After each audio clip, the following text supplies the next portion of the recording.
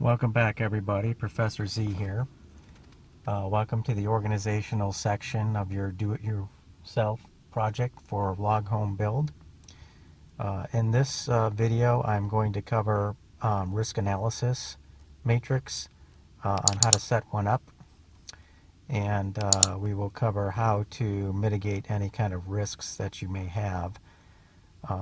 So as you can see here, this is kind of a chart that will be populated for you.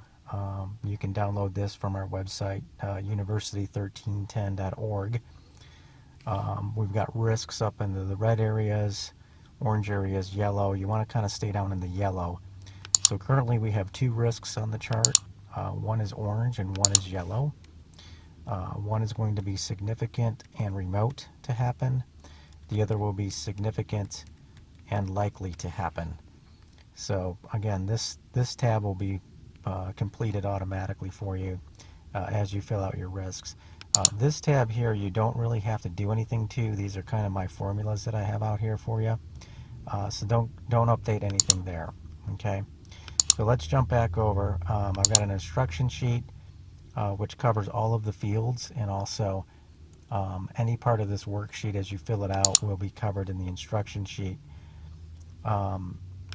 The two risks that I have currently are on the second tab, which is risk assessment worksheet. One is business, one is technical, internal, external.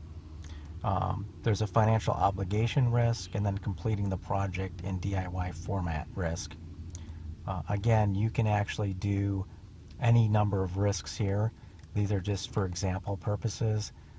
On my risk analysis matrix, I actually had one set up for the entire project, which included every milestone. So there would be risks for excavating, risks for electrical, risks for plumbing, risks for subfloor installation, risks for interior walls, risks for roof and steel sheeting on the roof. And those things have to be mitigated as you go. The impact scale here is 3.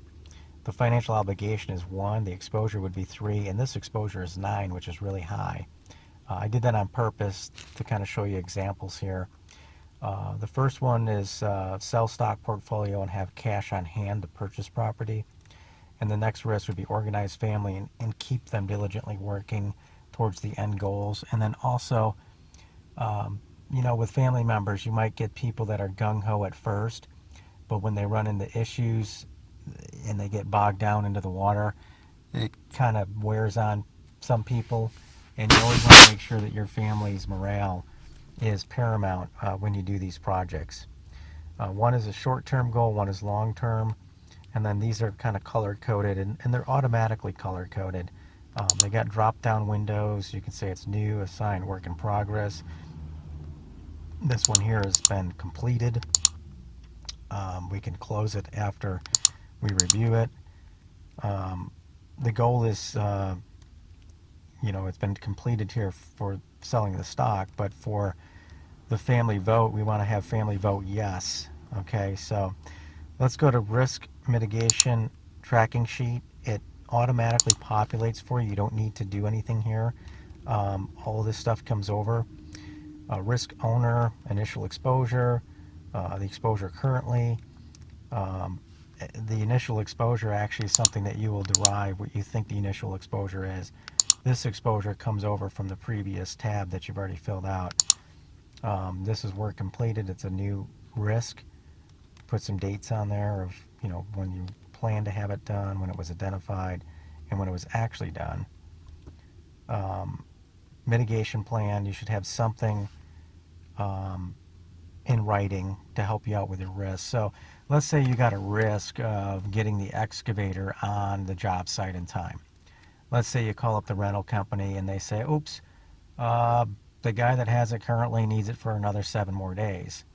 Well, now that's a huge risk because you needed to be done in 2 days, but now you got to wait 7 days before you can even start the excavating, which means you're going to start backing everything else up in your project plan.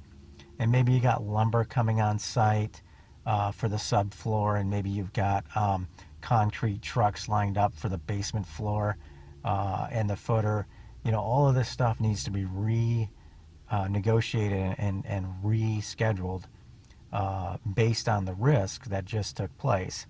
So you need to have a mitigation plan on what to do if a risk actually happens on your project.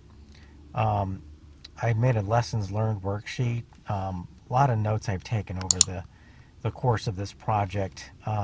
Again, this was a 1,000-day project, guys, and out of the 1,000 days, I had 8 days, 8 full days of help from people.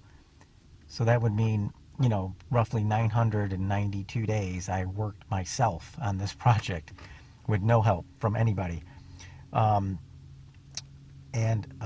So I have created a lot of notes to be honest with you on doing this. Also I had watched probably over 200 hours of videos online. It doesn't have to be YouTube, but there's a lot of corporate websites out there, very professionally done, on how to mix concrete, how to put rebar in footers, how to stack IFC blocks, the styrofoam blocks for your basement walls, how to build subfloors, how to put PEX plumbing into the walls. You know, there's a lot of professional done videos. Even this old house has great stuff. It used to be on PBS, by the way. But those are the things that I was able to do. And even before starting the project, I had reviewed the architectural certified plans with my architect, and I pretty much knew everything. You know, what a floor joist was, what an anchor bolt was, how far apart are anchor bolts spaced, how high up do they need to be off the concrete wall, what kind of washer, lock washer, and nut do they need. You know, all of this stuff was stuff that I had notes after notes after notes after notes on all of my architectural blueprints, and also I had notebooks created. So conceptually speaking, I understood this project from start to finish in my own mind. And then I was able to speak to contractors and you know, people of in the work industry to help me out as well. So I just want to underscore that you really need to conceptualize a professional job done if you're going to do a DIY project. You don't want to do something, and I'm going back to my rearing, you know, my family members would say half-assed. You don't want to do a half-assed project because at the end of the day, this house has to stand for the next 100 years. You don't want things falling down and rework and maintenance. It's going to cost you way more money to do that than just doing it right the first time.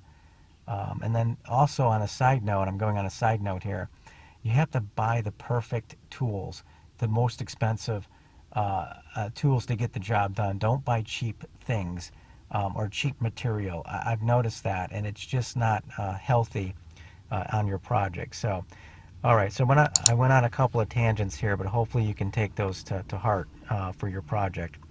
So then you go to risk reporting once these two are filled in, and then basically this is kind of like, you know, I had the picturesque view of risk reporting here, which I like. But if you're the type that likes to see line items, maybe you're the accountant type or the engineer type that you want to see each line by line, you will see them here, you know, and they are going to be the same as the picturesque format here.